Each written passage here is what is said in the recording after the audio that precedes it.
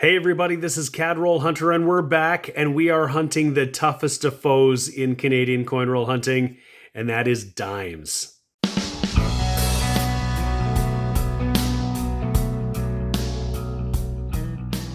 Hey everybody, thanks for stopping, and that's right, we have a full box of Canadian customer wrapped dimes. We've got some plastic, we've got some paper. And dimes, as we know, are the toughest to hunt. There's not a lot to look for. We definitely want to find silver. Of course, because we've got these plastic rolls, I took a quick peek and I didn't see anything really obvious. So this could be a long hunt or it could be a short one. We'll find out soon enough. Let's get inside these rolls though and see if we can find anything interesting. Roll number 3 and the board is empty. No finds so far, but I got a 2007 under here. There a few things that we can look at in Canadian dimes. One is a 2007 that has a curved 7. This is the straight 7. This is the regular circulation strike. But there were some sets that were issued with a curved 7. I'm always looking to see if I can find one. I haven't found one yet because we always know that sets get broken up and get spent and put into circulation. So there are probably some floating out there.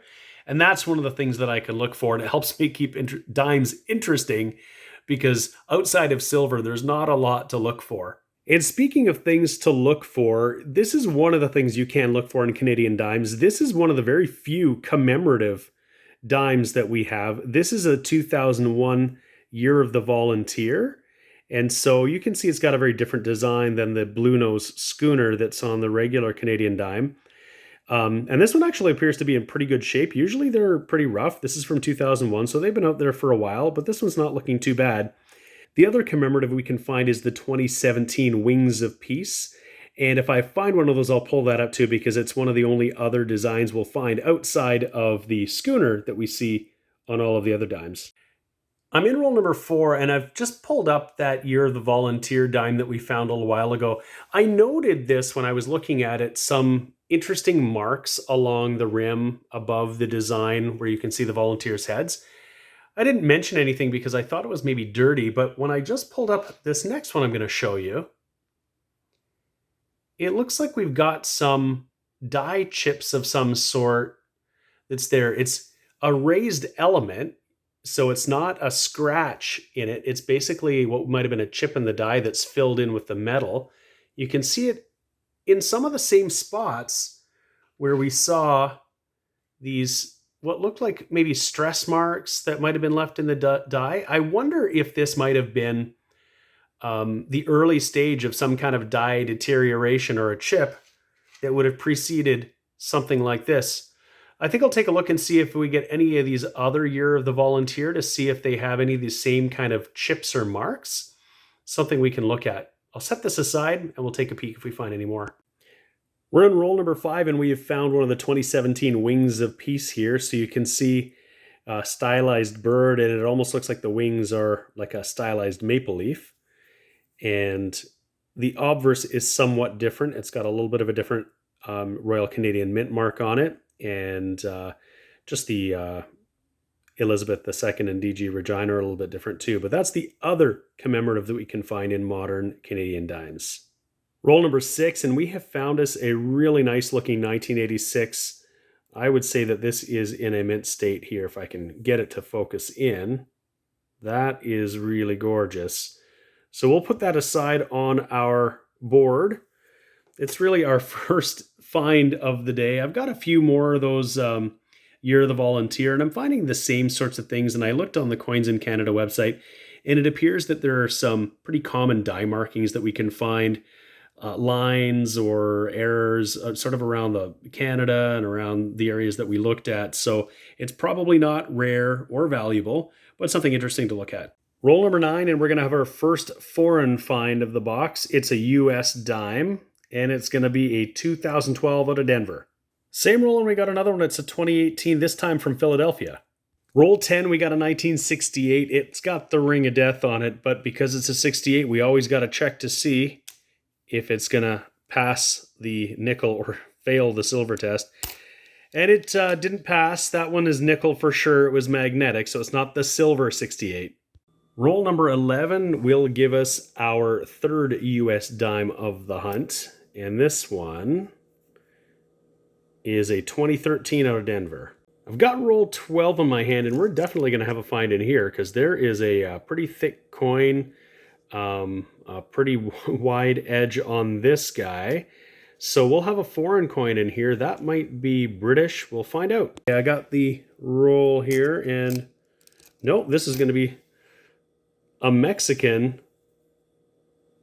It is 50 centavos, I guess. It's basically half a peso.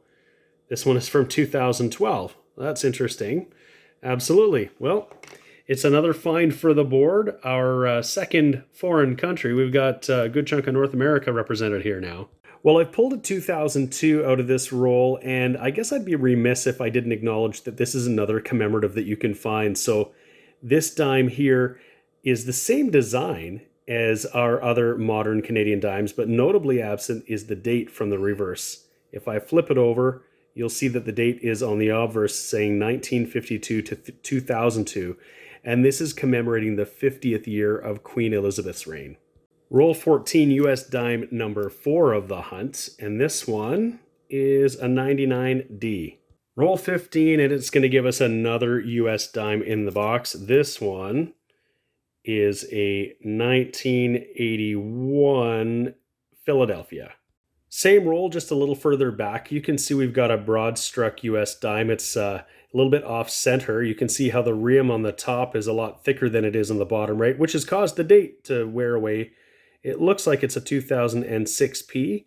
And if I look on the other side, it doesn't appear to have the same off-centered effect on this side, so it's just on this side. We'll set it aside because that's a pretty interesting find. Roll number 19, we're going to have our oldest find of the hunt so far, and it is a 1966 dime, and so that's out of the US. If this was Canadian, if it was a 66, we'd have found silver, but in US, of course, the last year for silver was 64, but it's our oldest find. We're going to put it on the board here as a foreign, and hopefully we'll find something a shade older and a hint more silvery. Roll number 20, and we got our first 1980 here, so I thought we'd throw it under the scope and take a look at it. We can look and see if it's the wide date or the narrow or the wide 0 or the narrow 0. This is the wide 0, it's the common one. And I've just got my handy-dandy Charlton guide here, and you can see the difference between the two. The one we have is the one on the left, and the one that is less common and was probably in other sets is the narrow 0 on the right. This is most definitely the wide 0. We're into roll number 28, and we've just got ourselves another US dime. This one is a 1990 out of Philadelphia. And that is our 14th US dime so far. So I'll just put it there with the rest.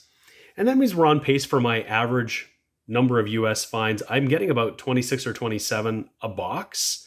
And so we're on pace for that. We were certainly hoping that we would find some silver because we got 4 silver in our last box. We got a silver in the box before that. And, well, we still have some rolls to go. So we're not, panicking just yet. But, of course, this is the way dimes go. You might get silver and you probably won't get silver. So we've been on a good streak so far. We'll just see if we can cross our fingers and continue that streak. Very next roll, a few coins in, we've got a 2008 Denver US here. And this roll actually has probably 4 or 5 US dimes in here. I'm not going to show them all to you, but clearly we're going to find our fair share in here. This one looks pretty nice though.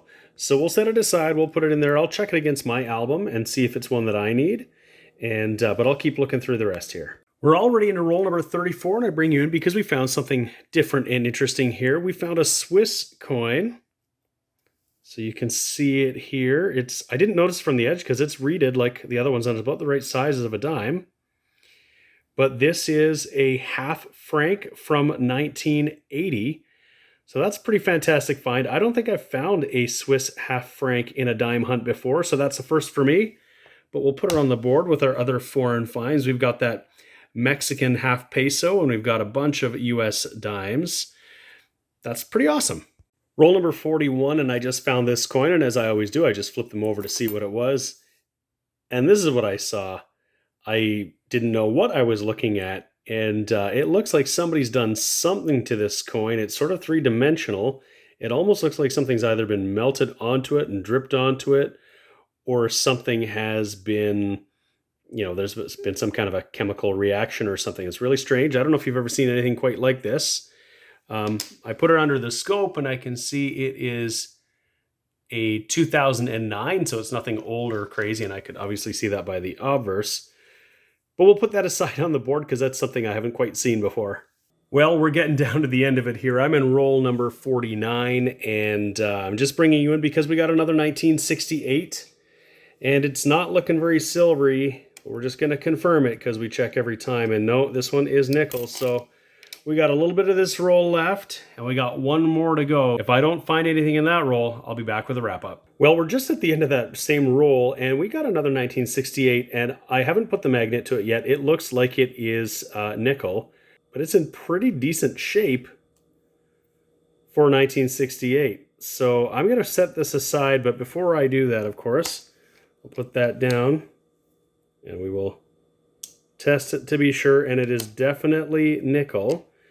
But it's in much better shape than I typically find the 68s out in the wild. Well, we're at the end of the roll here in roll number 50, and we're going to have at least one more find, and that is our 24th US dime. This one is a 2012p, and that's just about it. So we'll be back for wrap up unless there's something crazy hiding in this small pile of dimes. So we've reached the end of our 50 roll dime hunt, and of course I was really hoping that our 2-box streak of finding silver was going to extend into a third box, and that just wasn't going to be the case today. So here's what we got. We got 24 US dimes. Our oldest was a 1966, and probably the most interesting find was this 2006 that's a broad strike, a little off center. And we found a couple of interesting foreigns. We found a 2012, I think. Well, let's take a look closer peek here. A 2012 50 centavo or half a peso from Mexico. We found a half a franc from 1980 from Switzerland. And from our Canadian finds, we found a pretty decent 1968 and a really nice looking 1986.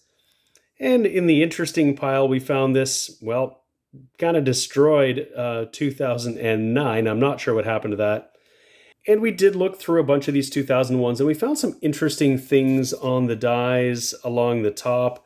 So this one has some like die chips or something like that, but nothing terribly crazy. In any case, I hope you enjoyed the hunt. If you haven't already subscribed to my channel, Cadroll Hunter, please click the subscribe button below, and definitely hit the notification bell to see when I've got new videos coming out. I have new videos coming out all of the time.